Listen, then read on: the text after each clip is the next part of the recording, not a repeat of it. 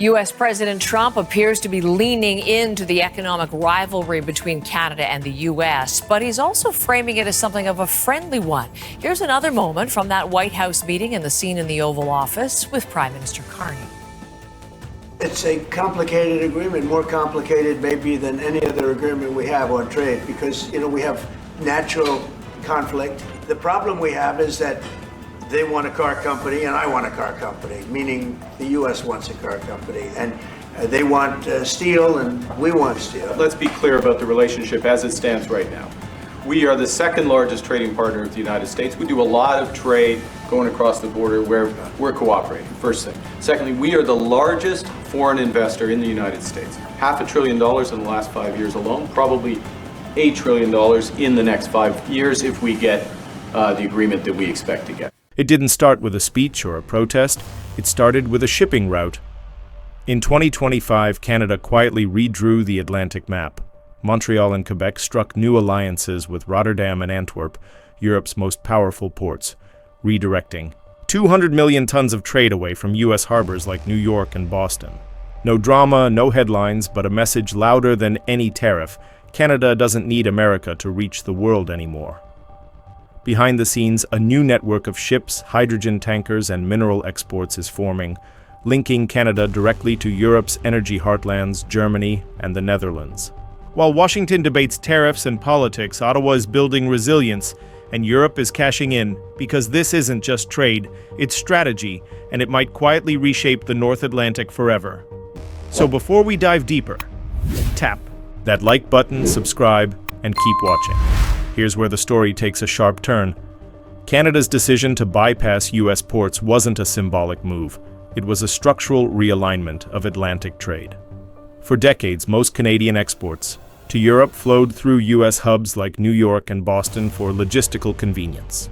But in 2025, when Trump's administration pushed tariffs of up to 50% on imported goods, even from allies, Canada decided it was done playing by Washington's rules. Instead of fighting tariffs with retaliation, Ottawa fought with redesign. The Port of Montreal signed a partnership with the Port of Rotterdam, the largest in Europe, and with Antwerp, Europe's logistics nerve center. Together, they're constructing a North Atlantic gateway capable of moving 200 million tons of cargo per year, from energy to agriculture, entirely outside U.S. jurisdiction.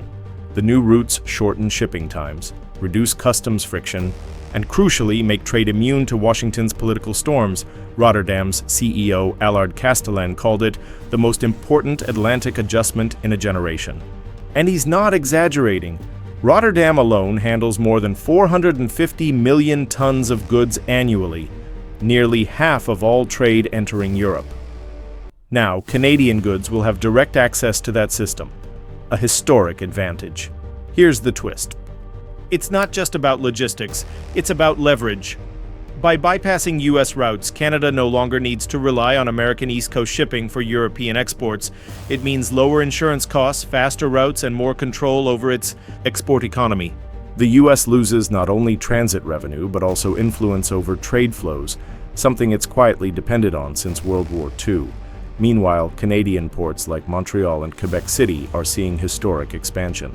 According to Transport Canada, the Atlantic Gateway program has already approved over $1.2 billion in upgrades to cranes, docks, and hydrogen-ready terminals. Federal reports forecast a 25% rise in direct export capacity by 2027. These aren't projections from think tanks, they're official figures backed by contracts already signed with the Netherlands and Germany. And as the most European of the non-European countries, Canada looks first to the European Union to build a better world. The Netherlands, for its part, is treating this like a jackpot. Dutch trade officials said the direct corridor with Canada could boost EU-Canada shipping volume by $3 billion annually. Rotterdam will act as Europe's new intake port for Canadian green energy, hydrogen, ammonia, and critical minerals, before distribution across the continent. And it doesn't stop at the docks. The Montreal-Rotterdam partnership links directly into rail and logistics networks across Germany, Belgium, and Scandinavia. Germany's Deutsche Bahn has even begun testing hydrogen-fueled freight systems to sync with incoming Canadian shipments, part of Europe's push to decarbonize industrial transport. To the casual observer, it looks like just another trade update.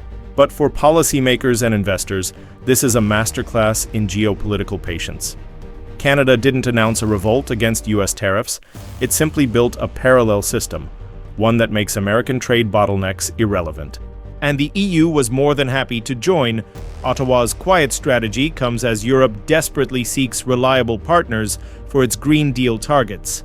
After the energy shock of 2022 to 23, when dependence on Russian gas backfired, Germany and the Netherlands began securing new hydrogen and LNG partners. By 2025, Canada was at the top of that list.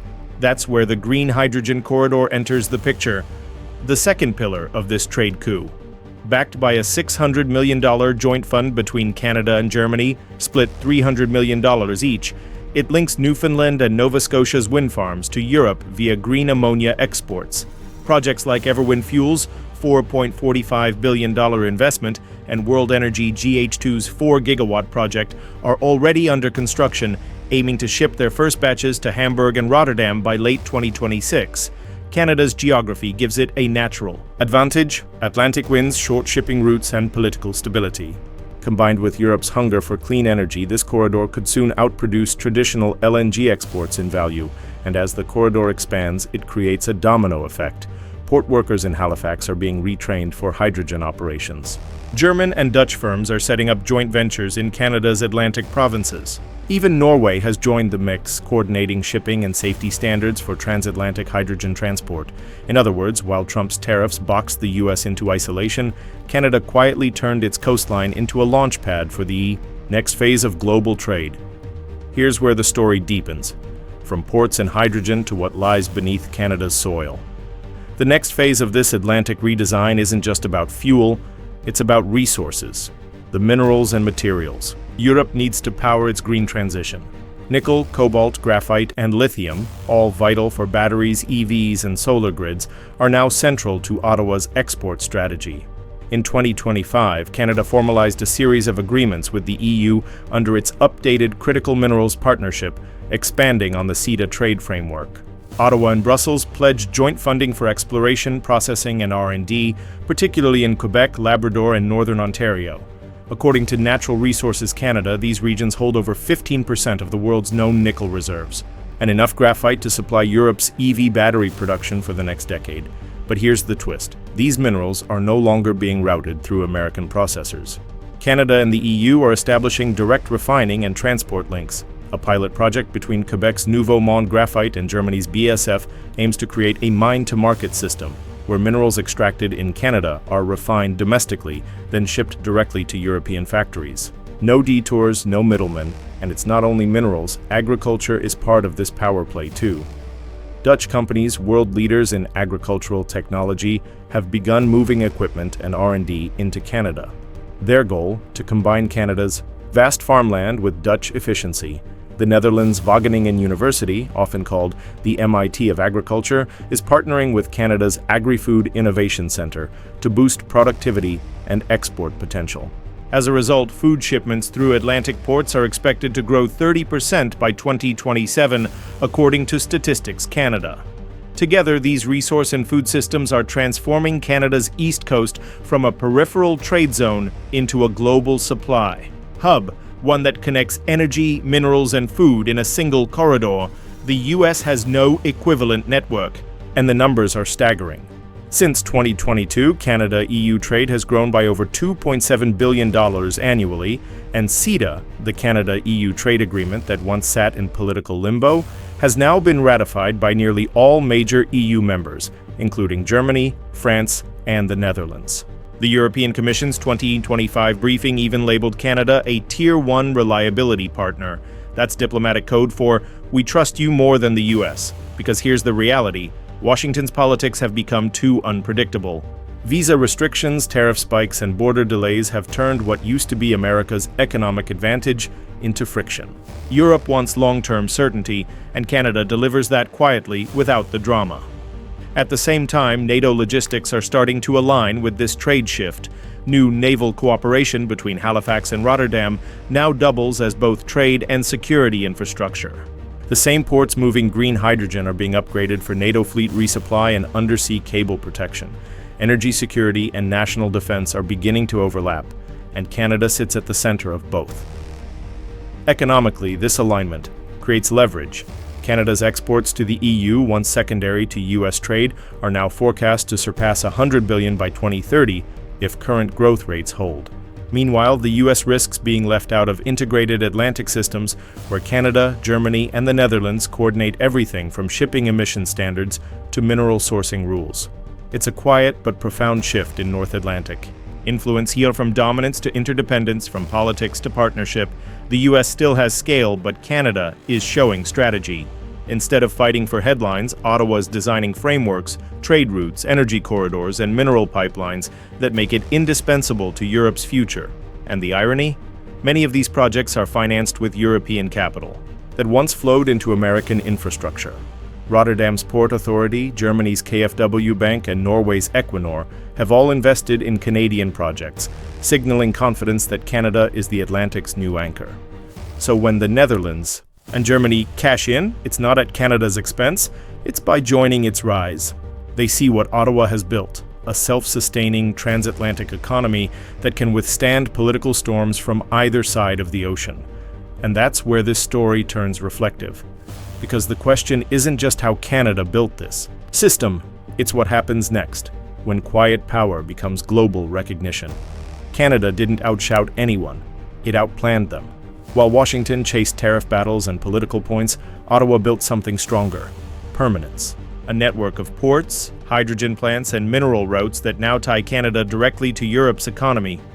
The Netherlands and Germany saw it early. That stability is the new currency of global trade. And in this new Atlantic order, Canada isn't just exporting energy, it's exporting reliability.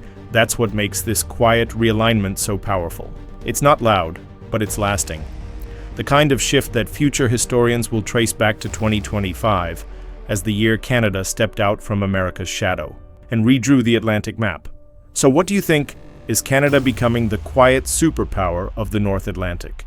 If you enjoyed this deep dive, tap that like button, share this video, and consider subscribing for more geopolitical breakdowns. Every week,